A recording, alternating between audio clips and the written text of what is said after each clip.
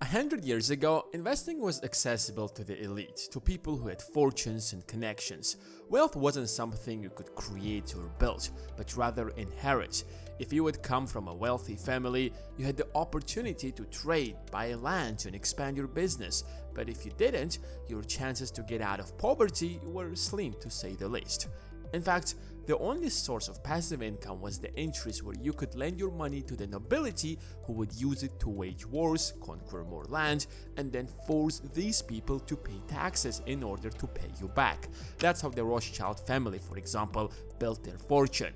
The king will pay as much interest as you want because his kingdom and reputation are at risk. So, interest on these loans were beyond your imagination. But the king did not care because at the end of the day, the peasants will pay astronomical taxes to pay off that debt. However, that changed with the introduction of the stock market. Businesses could break down the company into little pieces and sell it to the general public.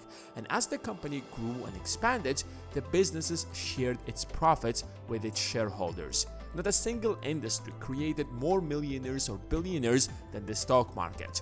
Some people have mastered the stock market so deeply that they have created a fortune of $100 billion. In fact, every company that wants to grow and compete with multinational corporations has to list itself in the stock market through an IPO. Of course, the stock market carries its risks as well. If you bet your money on the wrong stock, you might lose your hard-earned capital. Take a look at what happened to GameStop. People lost a fortune investing in GameStop, but that's just one example. Those who invested in the stock market prior to the dot-com crash lost almost all of that money. Amazon's stock price, for example, fell from $107 to as little as $7, and if it hadn't secured funding right before the crash, it could have gone bankrupt, and all those people who have invested hundreds of millions of dollars into it would have lost their fortunes, and Bezos wouldn't have flown to space in 2021. The same happened in 2008 when the housing market collapsed. So it's not only important to invest in the right company, but also invest at the right time. If you have invested in February 2020, you would have lost at least 30% of your money by March. But if you had invested in March 2020, by now you would have doubled your money. So let's find out why Wall Street believes that the economy has peaked, how is that going to impact the stock market, and why millennials should stop buying stocks. We'll answer all of these questions and many more.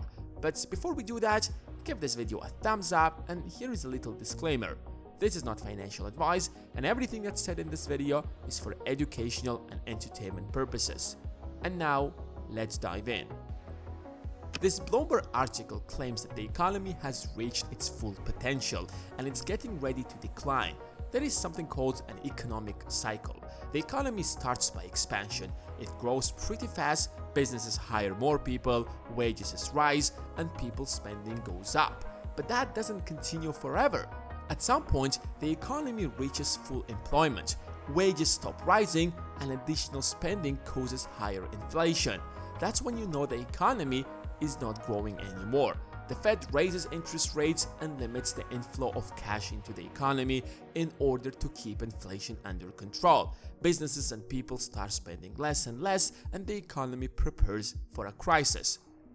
After the 2008 crash, the Fed lowered interest rates to stimulate growth, but in 2017, once the economy reached its peak, the Fed started raising interest rates. By 2019, interest rates reached all-time high of 2.5%. The United States started a trade war, and the pandemic was the final punch that drove the economy down into a recession.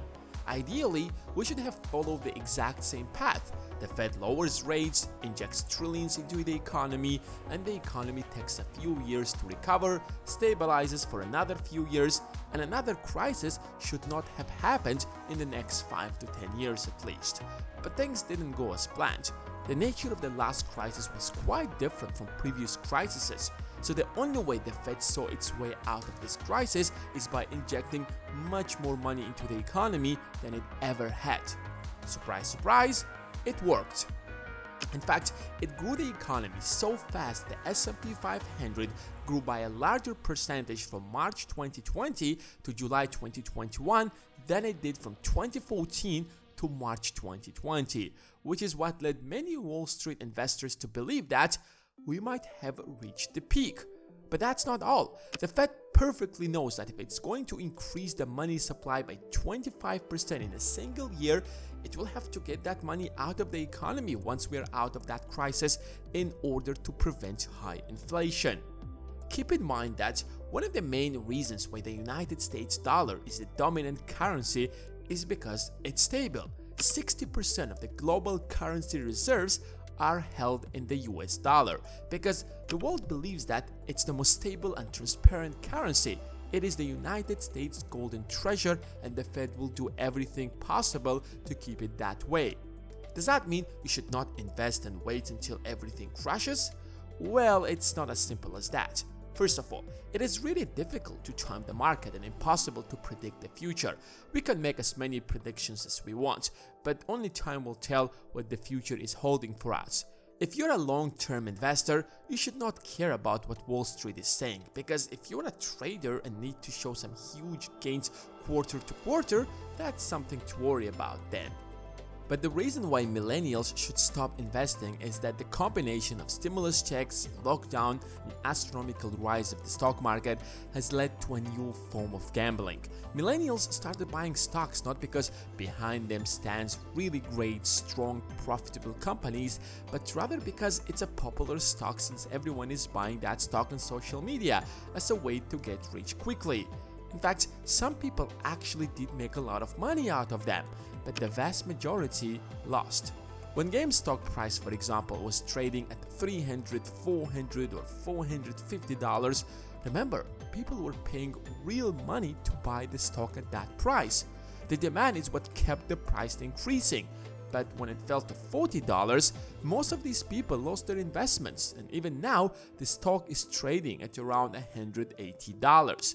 You might say that it was because broker apps prevented retail investors from buying the stock, and that's true. But let's take another example, AMC or Dogecoin. Of course, Dogecoin is not a stock, but people are investing in it for the exact same reason. Most retail investors bought it hoping that they will get rich quickly. People love the idea of getting rich quick. That's why gambling is so popular. Every year, Americans spend $40 billion on gambling. But when casinos were closed down due to the lockdown, people turned to stocks. Of course, stocks are not gambling machines because behind every stock there is a company, but if you invest without studying that company, analyzing its financial statements or doing your fundamentals, then you're gambling. By the way, if you want to learn all of that, then you can check out my course on Skillshare, which is simple, straightforward, and fully animated. It doesn't really matter if you're a beginner or a professional, you will find the course helpful. The first 500 people to click on the link in the description will get 2 weeks of Skillshare Premium and will be able to watch the course for free. At the end of the course, there will be an assignment that you will have to complete, which I will personally check and provide you with feedback. The problem is that when the market is booming, everything is growing, including junk stocks or junk assets. So when you throw your money into these unstable assets and make some money, that encourages you to trade more and invest more money. But like everything else, whatever rises will eventually fall, especially if it's a risky asset. Let me ask you a question. Are you ready to hold these investments for the next 5 or 10 years? Probably not, because today it's a popular meme stock, but tomorrow something else will be a popular meme stock. So you're eventually basing your strategy on luck, and luck is not a strategy. It's alright to trade and gamble on some of these stocks, but if you're doing that, be prepared to lose all of that money. If a stock or an asset can grow by 100% overnight, then it also can go to zero overnight. That's simply a fact whether you like that or not. Don't let your emotions to get on the way of your investing decisions. Feeling lucky because you invested in the right stock is an amazing feeling, but it also can destroy you.